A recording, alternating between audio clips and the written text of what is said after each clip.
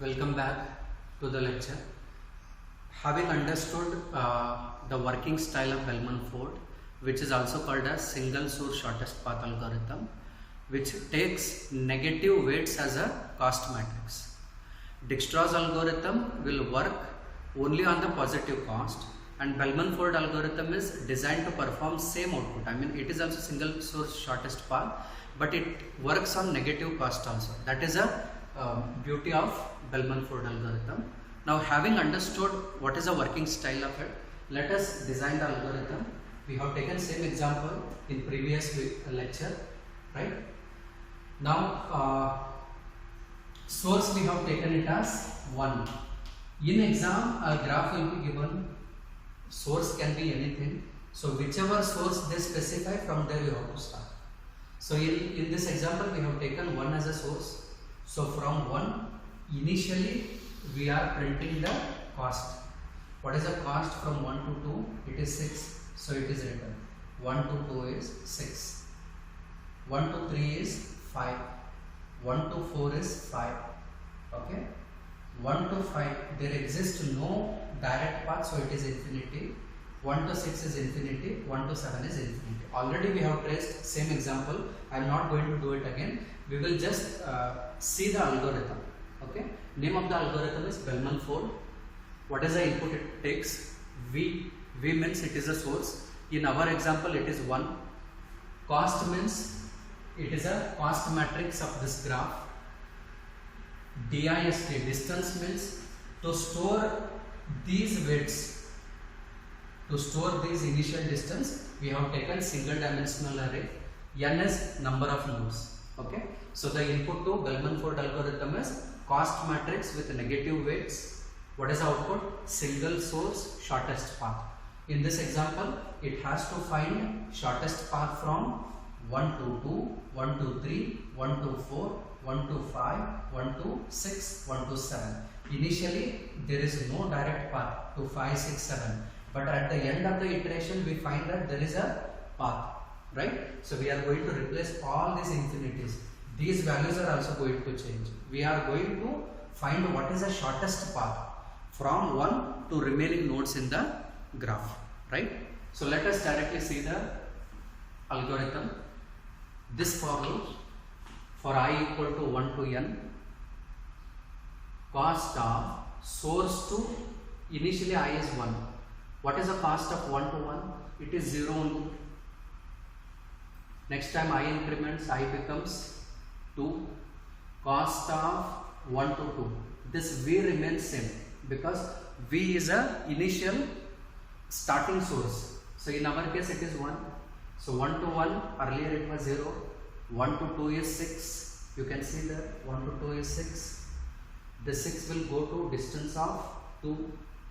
I increments. Cost of 1 to 3 is 5. 5 will go to distance of 3. Next time I increments, I becomes 4. Cost of 1 to 4 is 5. 5 will go to distance of 4. Next time I increments, I becomes 5. Cost of 1 to 5 is infinity. Infinity will go to distance of 5. Next time I increments, I become 6. Cost of 1 to 6 is 6. Infinity. Infinity will go to distance of 6. Next I becomes 7. Cost of 1 to 7 is infinity. Infinity will go to distance of 7. Now, what is this for loop and this statement? It is just to initialize the direct connected nodes from source. Okay. So, since 2, 3, 4, they are directly connected, path is 6, 5, 5. 5, 6, 7, they are not directly connected. So, initially, right now it is infinity. Okay. Now, we have to start with the iteration. Iteration 2, 3, 4, 5. Okay. We need not consider 1 to 1 because 1 to 1, what is the shortest path? It is 0. So, it is we are least bothered about finding the cost from 1 to 1. There is no meaning in it. We have to start from what now? 2, 3, 4, 5, 6, 7. We have to start finding the shortest path from second node to last node. So, that is the reason why they have taken for k equal to 2 to n minus 1. I mean second node to last node. Okay. What we have to do? You know that this is a basic operation, right? for each u such that u not equal to v and u has at least one incoming edge, do this following activity, do this basic operation. What is a basic operation? If I take one example here, at the end of, let us say this is first iteration, at second iteration I mean when k is equal to 2, what happens is I will tell you, see, we are going to find the distance between 1 to 2 through 2 hop nodes. Clear? Now see here, 1 to 3 is already 5, 5 is there, this is having an incoming node, 5 minus 2 is what, 3. Clear? So cost of 3 to 2 is minus 2. What is the already distance present in that this thing? Distance of 2, it was 6. 5 plus this, 5 plus this, how much it is? It is 3. 5 plus that, this one plus this one is what? 5.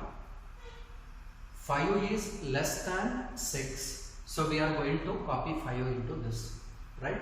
So this 6 will be replaced by what now? It will be replaced by 3. That is this basic operation. This operation has to execute how many times? It has to execute right from second node to last node, and this there is one for loop inside. For each and every for loop it has to execute.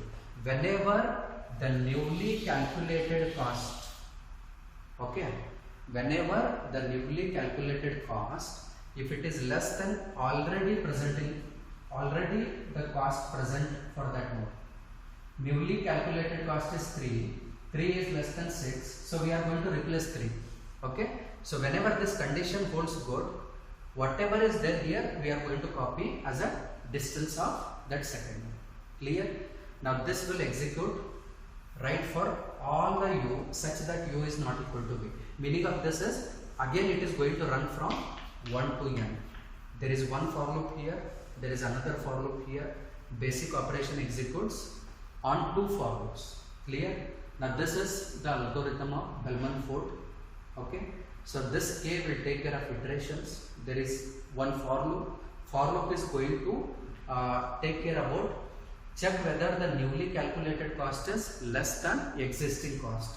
If this condition holds good, then the smallest cost will be updated in distance of u. Now why I am making it so easy? Because this algorithm I am designing on the basis of tracing we have done in the previous video. So I recommend all the students, you see first tracing of Bellman-Ford, then see this video, it will be clear. Thank you.